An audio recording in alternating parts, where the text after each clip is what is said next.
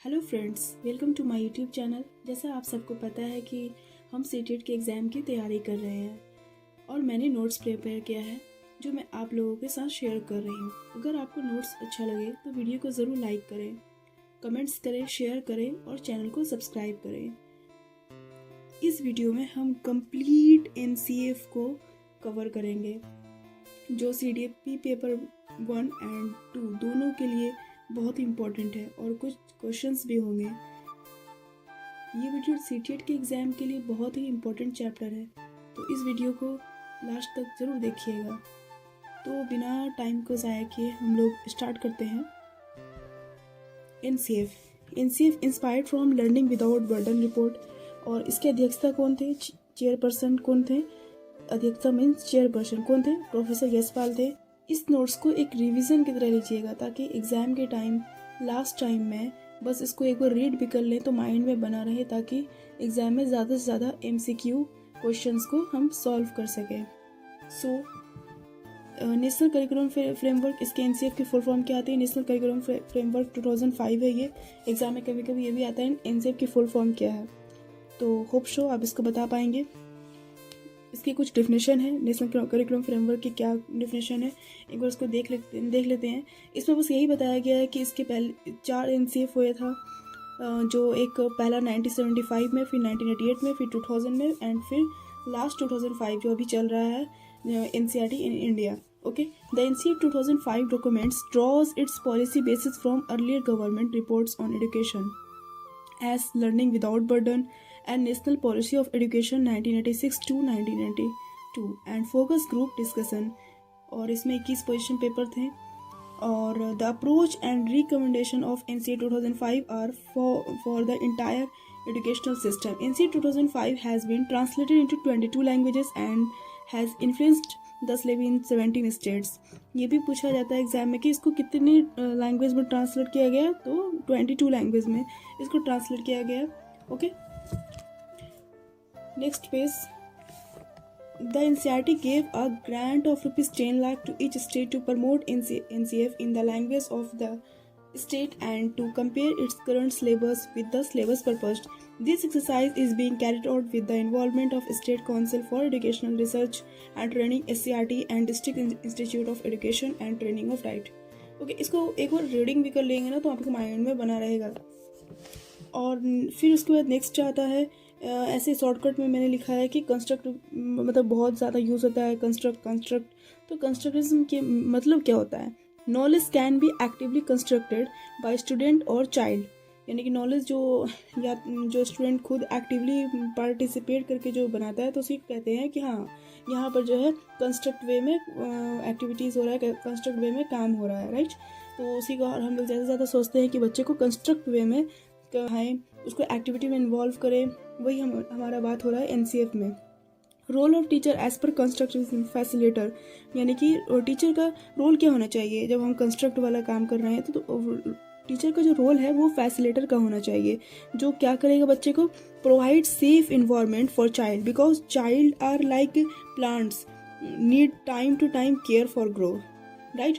कि चाइल्ड कैसा है? चाइल्ड एक प्लांट्स की तरह है जिसको टाइम टू टाइम ग्रो करने के लिए हमको, जैसे प्लांट्स में हमेशा पानी देना पड़ता है ताकि वो प्लांट्स ग्रो करे, राइट।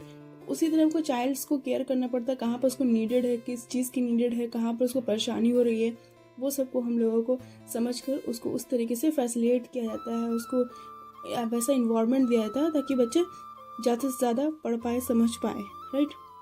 NCF में 21 फोकस ग्रुप बनाया गया है, ठीक है, और इसमें पोजीशन पेपर होते हैं। और एक बात हम नोट के टाइप पे बता देते हैं कि पियाजे और वाइगस के दोनों जो है दोनों कंस्ट्रक्टिविज्म थे जो कहते हैं कि knowledge can be constructed by children. पियाजे और वाइगस के तो याद रखना कि दोनों क्या बिलीव करते थे कि बच्चा खुद से नॉलेज को कंस्ट्रक्ट कर सकता है, राइट। सो हमारे नेक्स्ट पेज में है common source of physical discomfort, यानी कि आखिर वो कौन सा सोर्सेस होता है जिससे जो है बच्चे डिस्कम्फर्ट फील करते हैं। Right, common source of physical discomfort. तो या तो उसका जो है मतलब स्कूल बहुत दूर होगा तो जिसकी वजह से वो स्कूल नहीं आएंगे, long walks to school, heavy school bags, lack of basic infrastructure यानी कि जो बुनियादी ढांचे होते हैं वो, including support books for reading and writing, वो सब चीज़ का कमी होना, लैक होना, badly designed furniture that gives children inadequate back support and cramps their legs and knees, यानी कि उसके जो बैठने की बच्चे लोगों के जो बेंच होते हैं उसको उसके हिसाब से बनाया जाए कि उसकी नीज में ना दर्द हो, ऐसा ना हो कि उसको क्रैम्प्स आने लगे। ये सब चीज़ पर ध्यान दिया जाता है क्योंकि इंफ्रास्ट्रक्चर बहुत ही इंपॉर्टेंट होता है। Time table that do not give young children enough breaks to stretch move and play. Time table को इस तरीके से बनाना चाहिए कि बच्चे उसमें एक्टिविटी इन्वॉल्व होना चाहिए।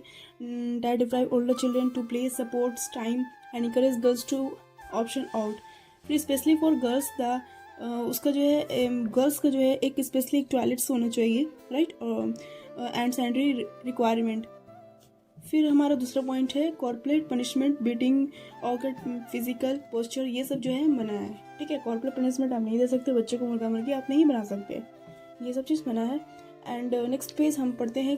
हम लोग अब जो है पढ़ने जा रहे हैं, बहुत इंपॉर्टेंट है ये एग्जाम के हिसाब से, गाइडिंग और प्रिंसिपल क्या होता है। एनसीईआरटी 2005 के मार्गदर्शक सिद्धांत, हम इसको बोल सकते हैं कि ज्ञान को विद्यालय के बाहर जीवन के साथ जोड़ना।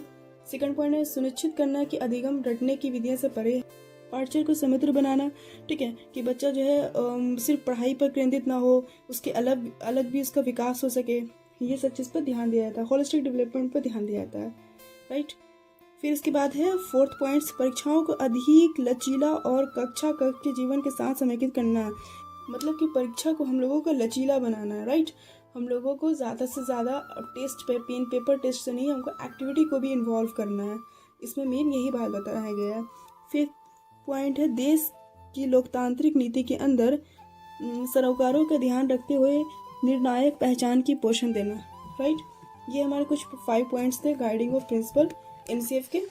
नेक्स्ट पेज में मैंने वही गाइडिंग प्रिंसिपल उसको इंग्लिश में लिखा, connecting knowledge to life outside the school. इसको आप पढ़ सकते हैं, तो पढ़कर आपको समझ में आ जाएगा। कि लास्ट में मैं इस नोट्स को पूरा शेयर करूँगी इस वीडियो में, इसलिए लास्ट तक बने रहें और एक बार इसको देख लें, आपको ज़रूर से समझ में आ जाएगा और आप एग्ज़ाम पॉइंट ऑफ व्यू से आपके लिए बहुत ही इंपॉर्टेंट ये टॉपिक है एनसीएफ, राइट।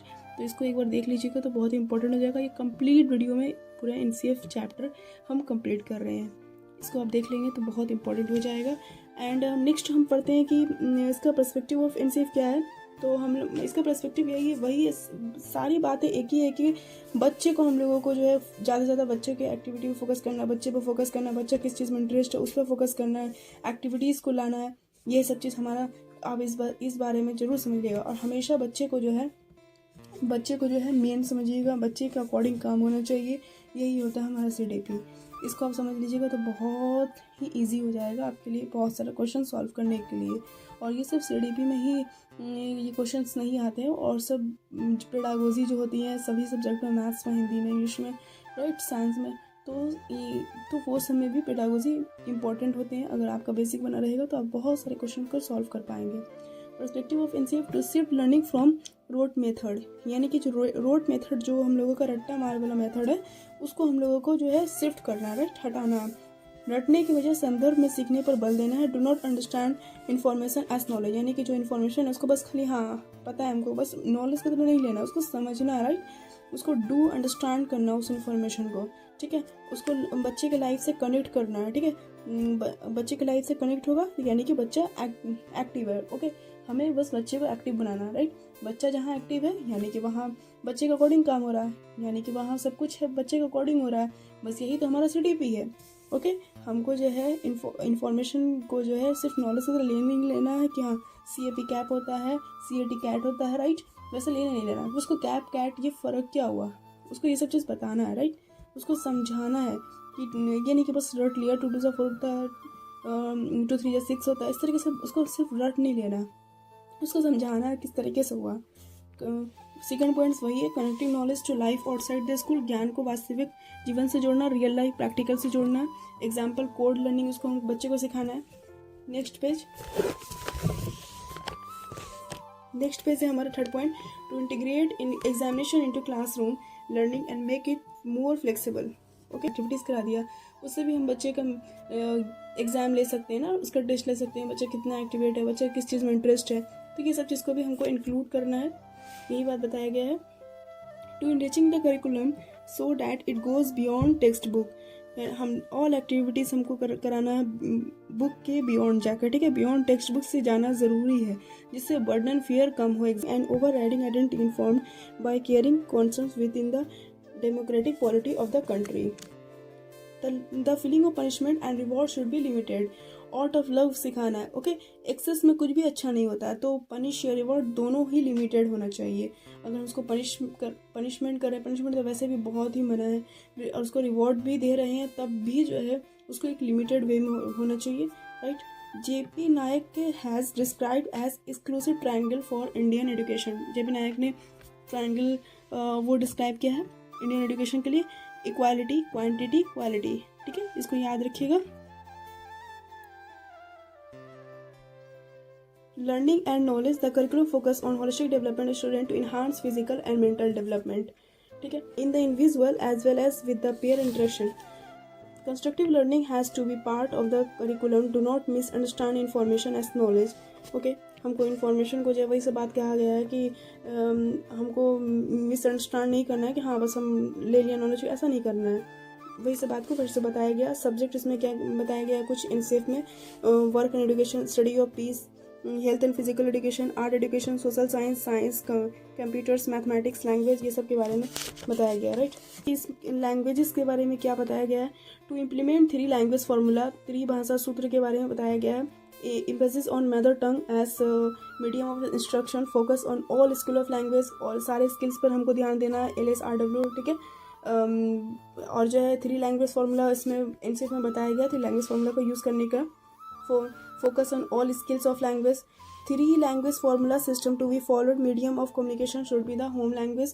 और फर्स्ट 3 लैंग्वेज जो बताया गया है, त्रिभाषा सूत्र, तो वो क्या है उसको एक बार समझ लेते हैं। The first language to be studied must be the mother tongue और रीजनल लैंग्वेज। फर्स्ट लैंग्वेज जो है वो मदर टंग होना चाहिए या रीजनल लैंग्वेज होना चाहिए। सेकंड लैंग्वेज क्या होना चाहिए, in Hindi speaking state the second language will some other medium, modern Indian language or English. In non-Hindi speaking state, the second language will be Hindi or English.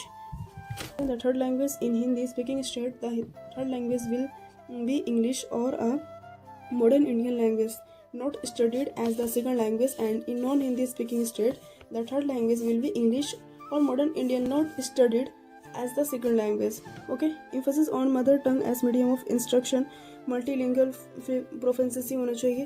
ये कुछ points था जिसको मैंने बताया आपको।